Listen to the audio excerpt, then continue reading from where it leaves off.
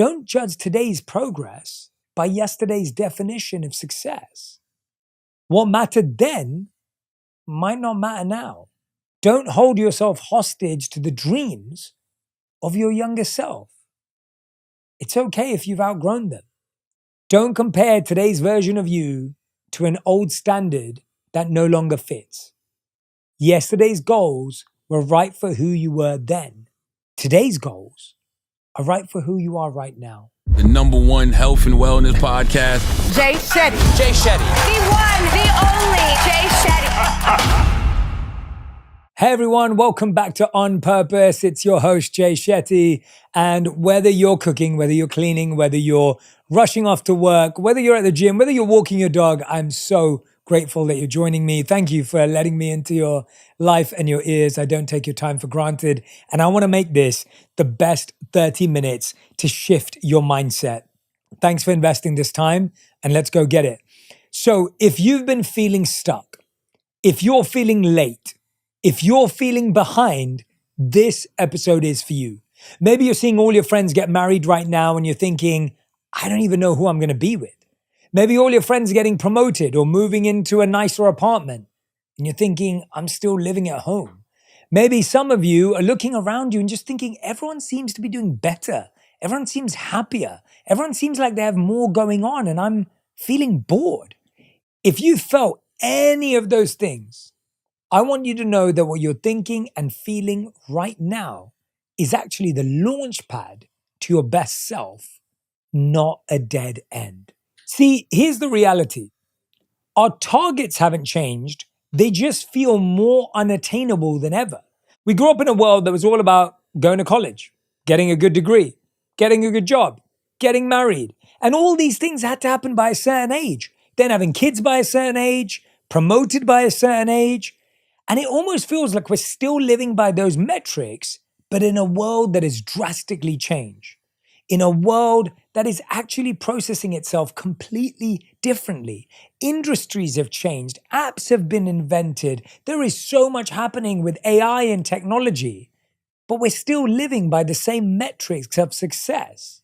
What I want to address today is talk about the emotional response and the thought in your head and the feelings that you're having, and talk to you about the research, the data, and the reflective approach to what's really happening in our lives. So the first thought that a lot of us are having right now, and maybe you've had this one as well, is I am behind everyone. I'm behind. I've been left behind. Everyone's ahead of me. I don't know what to do. Sociologists call this the idea of a social clock. Milestones like marriage, kids, or career by a certain age. But studies show that people who deviate from the social clock often report equal or greater life satisfaction.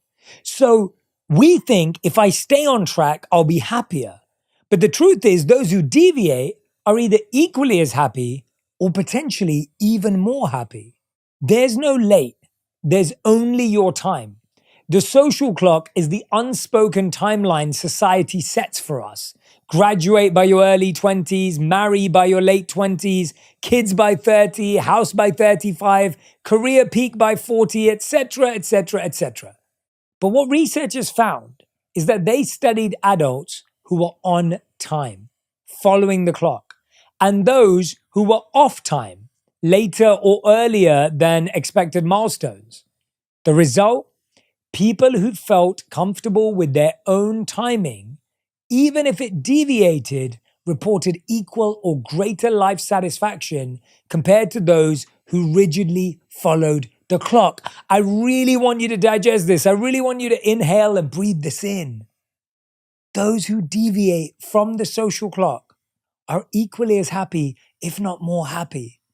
If you're not married yet and you think you should be, if you haven't got promoted yet and you think you should be, if you haven't had kids yet and you think you should have, that doesn't steal your chance at a happy, joyful, wonderful life. That's just not how it works. The key factor wasn't when milestones happened, but how much control and meaning people felt over their lives. What we're struggling with at the root is 30 and 35 and 40 gives us a sense of control. So when we get to 32 and we haven't found our person, we think we've lost control. We think we've lost agency. We think we've lost the ability to choose. We're actually not worried about age. What we're really worried about is about control. I want to be able to control my life. And if everyone's doing something at 30, that means I'm out of control. So what do we do with that? You control the things you can change. You control the things you can impact. You control the things you can influence. It's that which is going to make your life happy. Why this matters psychologically is that feeling in charge of your choices predicts happiness more than hitting milestones on a schedule. Feeling in charge of your choices, that's what we're looking for as humans. We want to feel like, I know why I'm doing this. But let's take a look at this. If you make a decision based on a milestone, and your only reason is, I think I'm late, you're not going to feel in charge of your choices.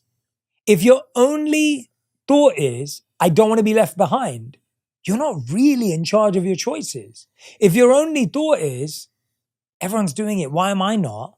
You're not in charge of your choices, which leads to bad decisions. I always say to people, it's better to be single and deal with the challenges that come with that in your mind and in your thoughts than the challenges of being with someone who's not right for you. It comes with so much more baggage, so much more stress. So knowing you're in charge of your choices will change your life. Now, people who felt pressured by the clock often reported anxiety, depression, or dissatisfaction if they felt behind. But those who redefined success on their own terms tended to have healthier mental well-being. And this is how that plays out today. The social clock has loosened since the 1960s. People marry later. They switch careers more often. They delay kids. And we're going to talk about all of those things later on in this video. But the pressure still exists, and it's just amplified by social media. The researchers' finding is more relevant than ever before. If you detach your self-worth from society's stopwatch, you actually increase your odds of life satisfaction. The research proves what we keep trying to avoid. You're not late. You're only late if you're living by someone else's watch. It's almost like you're living in New York, but you're looking at someone who lives in Singapore and thinking you're behind. Well, of course you're behind. You live in New York. You couldn't possibly be on the same time as Singapore. Does that mean you're behind? Is it weird that Australia celebrates New Year's before all of us? Does that mean we're behind? No, we're just following a different clock. Stop following everyone else's timeline.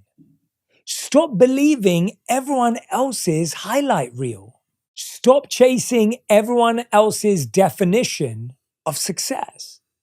Stop trying to reach everyone else's milestones.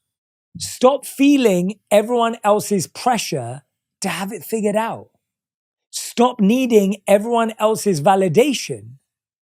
Stop following everyone else's path when your soul is pointing another way. That's how you experience peace.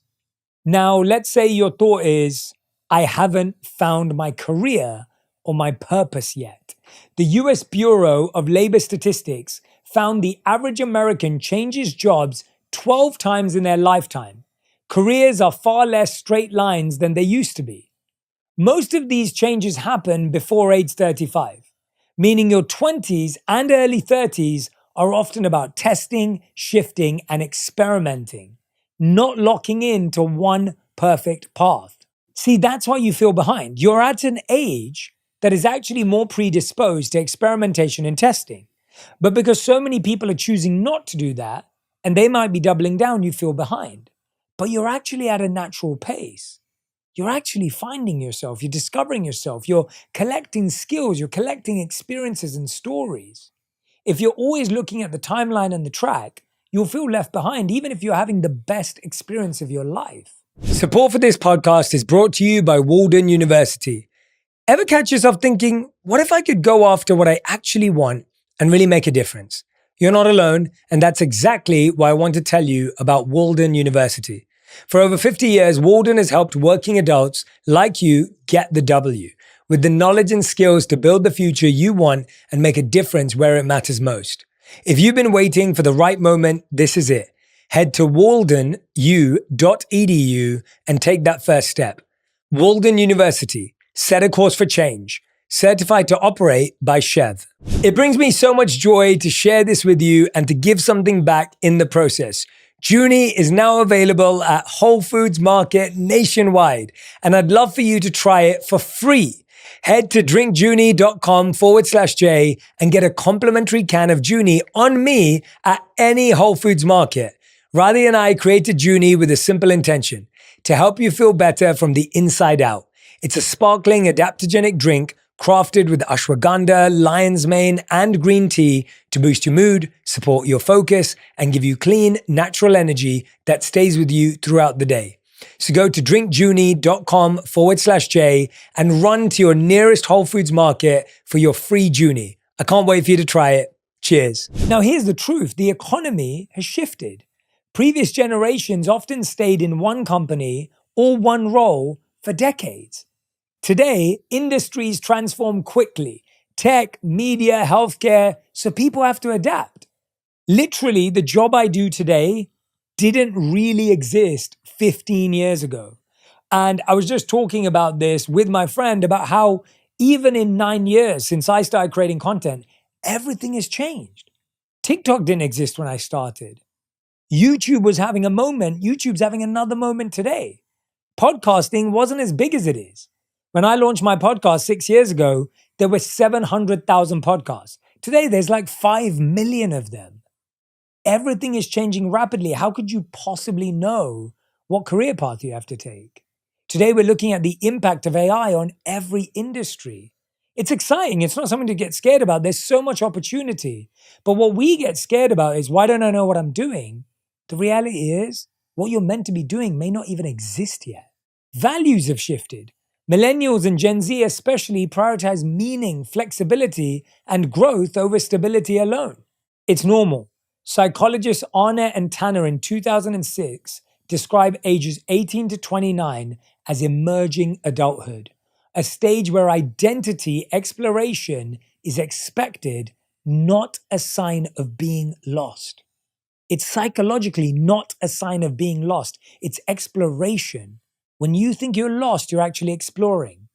When you think you're stuck, you're actually discovering.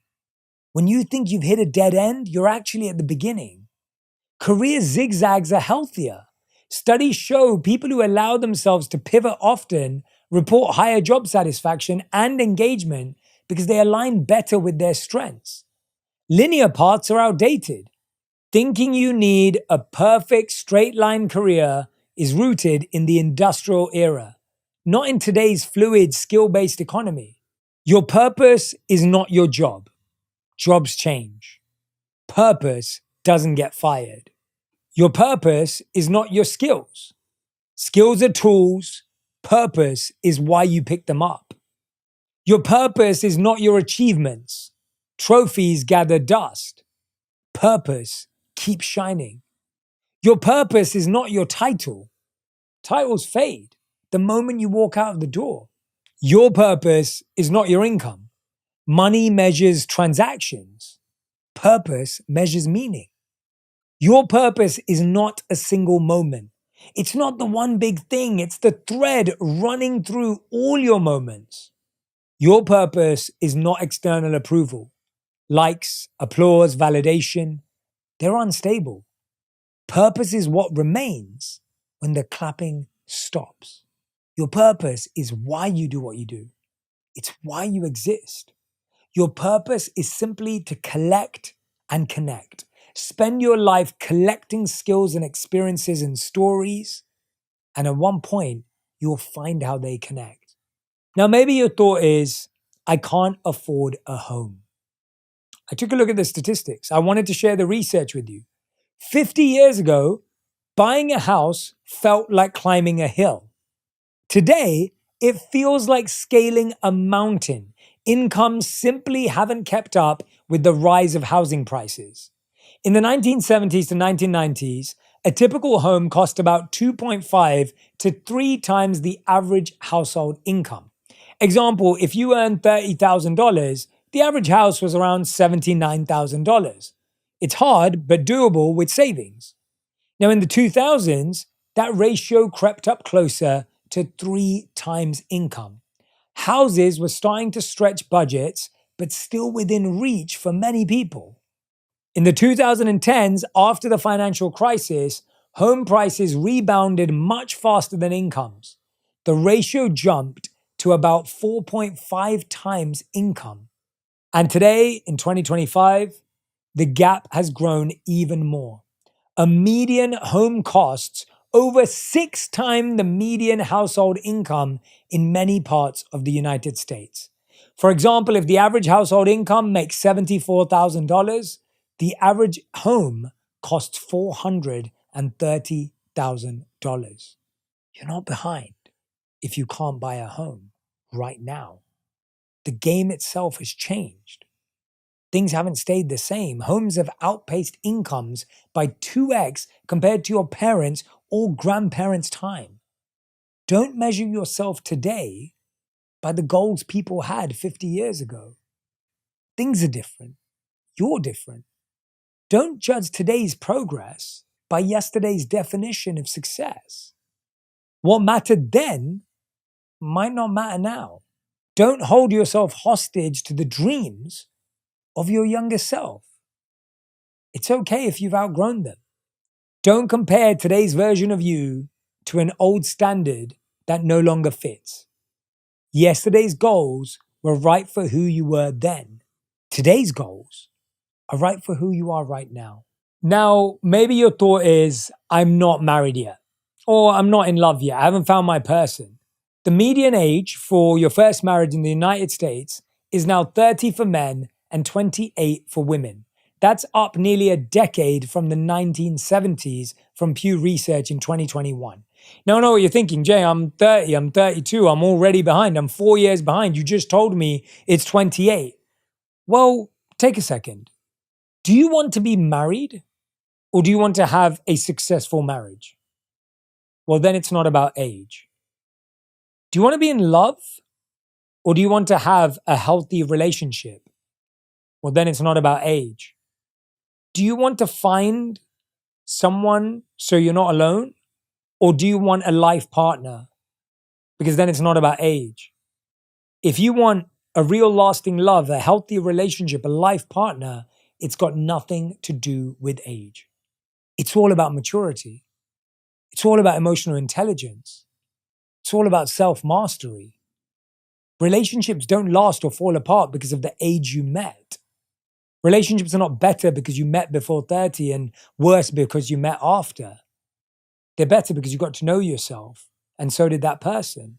Marriage success is about maturity, not timing. It's not about age. I've always found it fascinating. I love weddings. I love love. I've had the fortune of officiating marriages. And when I'm officiating a wedding, the only thing I'm saying to myself in my mind is don't cry, don't cry, don't cry, because I love love so much. I love weddings, I love vows, I love all of it. But here's the thing. From everyone I've coached and people I've worked with, people spend so much more time and money planning a wedding than they do planning a marriage. When you're planning a wedding, you're thinking about the guest list. If you planned your marriage, you'd know whose company you'd want for the rest of your life. When you're planning a wedding, you're thinking about the budget. When you're planning a marriage, we often avoid conversations about money. When you're planning a wedding, you're excited, you're looking forward to it. When you're living in a marriage, you may lose that spark. We spend more time planning a wedding than we do a marriage, even though the marriage is what we're going to have for the rest of our life, and the wedding is going to be over in a night. And I'm not saying weddings are not important. I had a wedding that I loved. It was a beautiful, beautiful day. I'm trying to help us shift our focus onto building a marriage, not just a wedding, on building love, not just not being lonely. If you're someone who's 32, 30, 34, 35, 40, 50, whatever it is, here's what I want you to remind yourself, and I want you to say this to yourself. Marrying later doesn't mean my life will be harder. It means I have more clarity about what I want. The time I've taken to grow, to work, to know myself is actually giving me a better chance for a good, healthy relationship. Happiness in marriage doesn't come from marrying young or old. It comes from communication, shared values, and emotional readiness. We've got to reprogram our mind. We've got to shift the way we're thinking. You're not late if you get married at 35. You're not late if you find your person at 40. You're not late if you're still single while everyone else posts wedding photos. You're not late if your love story starts later than your friends. You're not late if you choose yourself before choosing someone else. You're not late if you waited for a healthy love instead of rushing into a toxic one. You're not late if you're still figuring out who you are while others settle down. You're not late if you build your life first and let love join it later. You're not late. Now, maybe the next thought is the one you're having. I haven't achieved anything yet. So maybe you found a job that you like. Maybe you're doing all right in your relationship, but you're thinking I haven't achieved anything. Right now, there's billionaires that are 21 years old, 30 years old. What am I doing? Now there's influencers that are millionaires at 16. What am I doing with my life? I haven't achieved anything yet. I haven't won any award. I haven't been noticed. I haven't been recognized. I'm sure it's very natural to feel that way. By the way, there's more awards than ever existed before. Before we had the Emmys, the Oscars, the Grammys, and the Tonys, right? Today, there's like a million different awards for a million different things. Feels like we're just making up awards to give them out. But think about this for a second. Take a look at this research. Early bloomers don't guarantee lasting success. Research from Harvard's Grant Study, the longest running study of adult development, found that life satisfaction at age 70 correlated more with relationship quality than with early career success. What predicts happiness at age 70 and age 80? It wasn't their fame.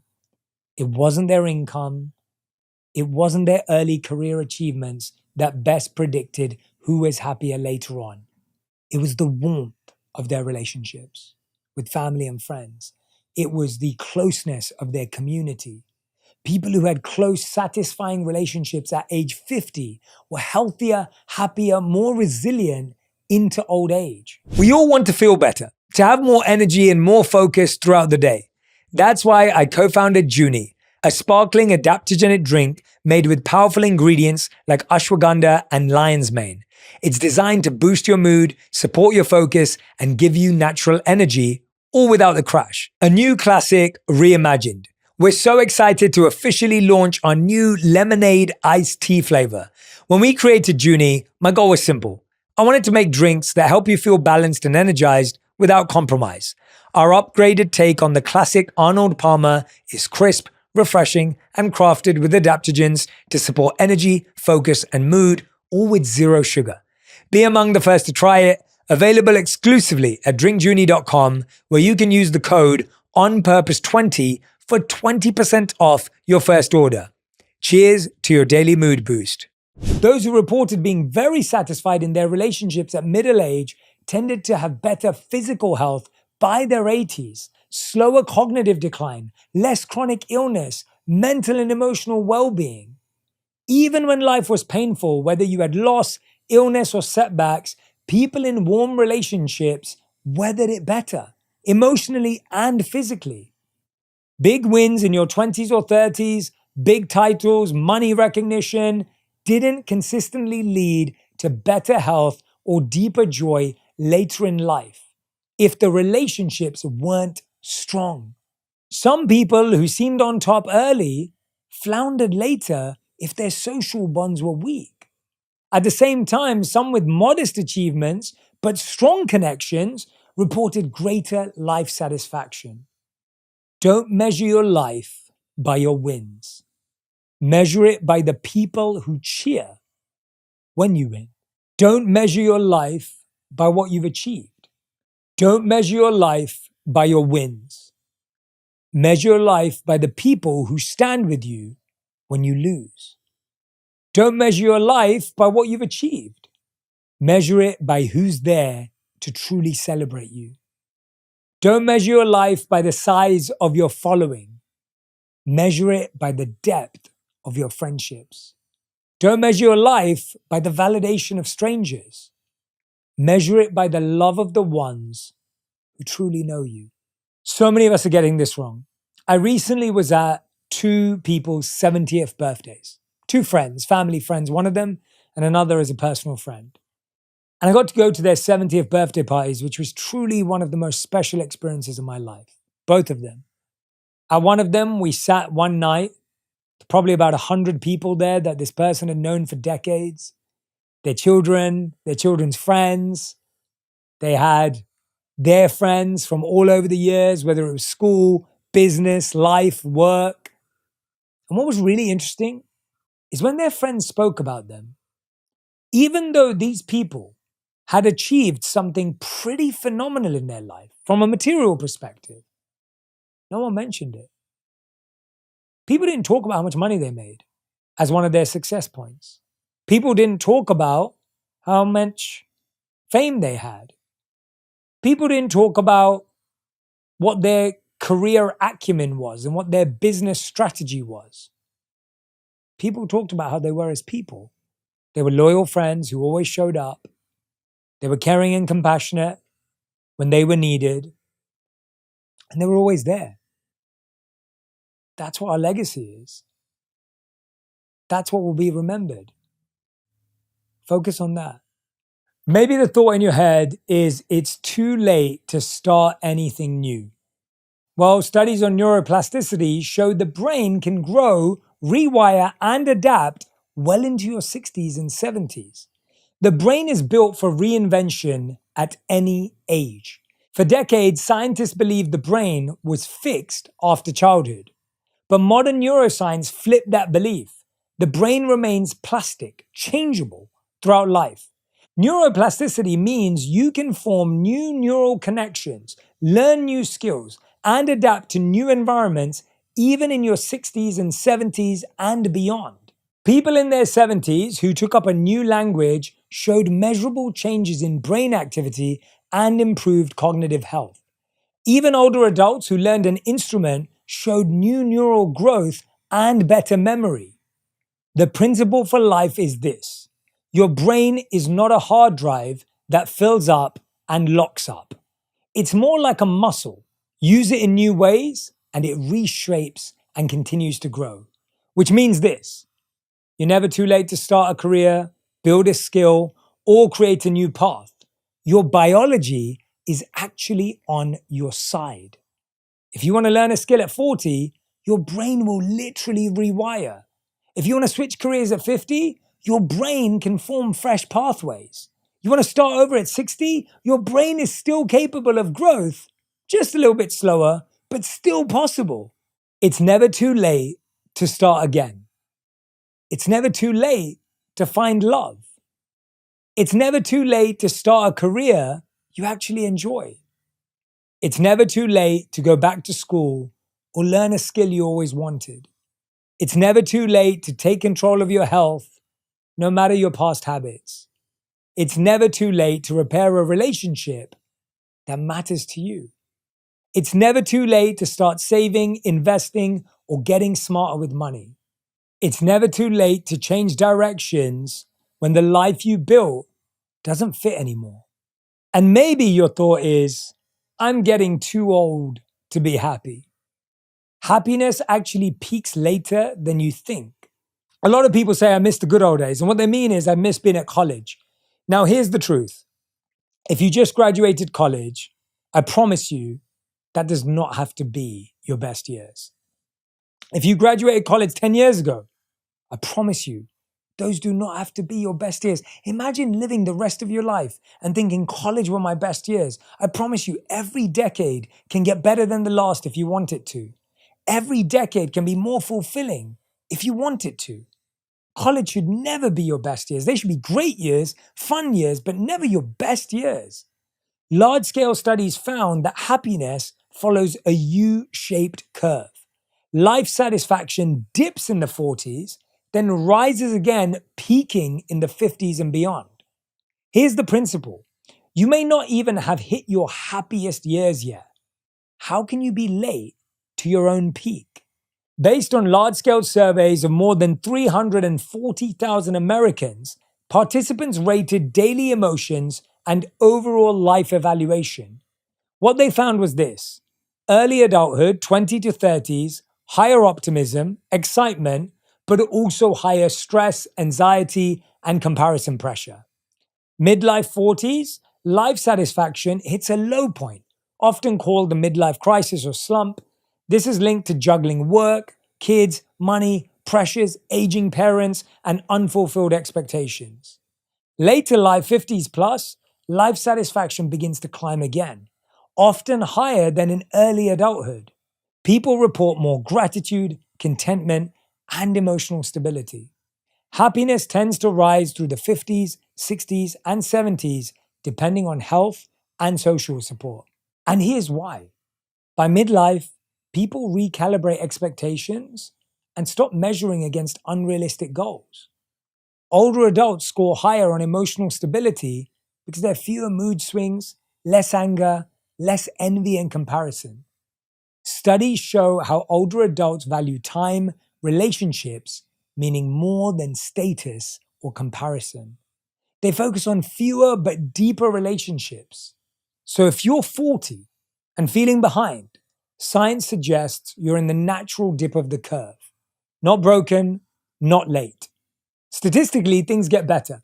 The happiness rebound means your 50s and 60s may bring more contentment than your 20s ever did. Happiness isn't front-loaded. It's U-shaped. If you're in the valley, the data says you're climbing toward a peak. I hope that answers helps you think about some of the thoughts that are going on in your mind. I hope you use this episode as a way to interrupt that pattern. These thoughts are just patterns. I'm not good enough. I'm behind. I'm late. I'm not married yet. I haven't found my person. They're just patterns. Patterns that you've repeated. This episode is about breaking that pattern. Listen to it again and again and again until you realize that your timeline is fine.